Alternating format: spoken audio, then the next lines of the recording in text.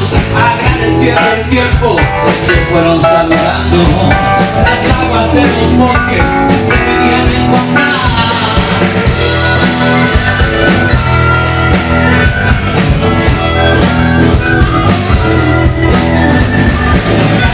Y en San Pedro nos trae buenas noticias. El río vuelve el clima en pie, temen lo peor cuando llegaron todos.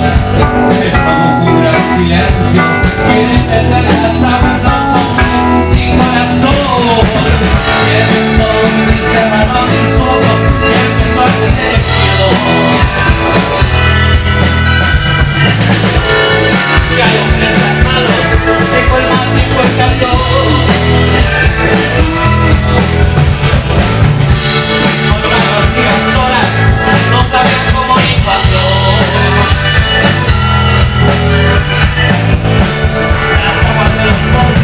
Esperando un nuevo sol.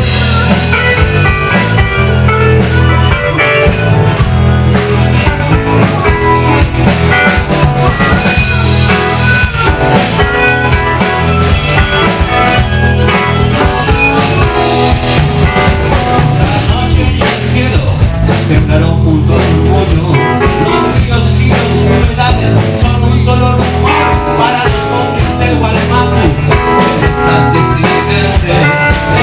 Seremos todos de tu Señor. Rápidamente la noticia llegó hasta todas partes. Los bonitos del monte no lo podían creer. Los patos, las perdices, el cuerpo y el lugar. Consternados repetían que el hombre nunca aprendió. El rocío del amanecer cargó su fuerza con el sol de San Juan.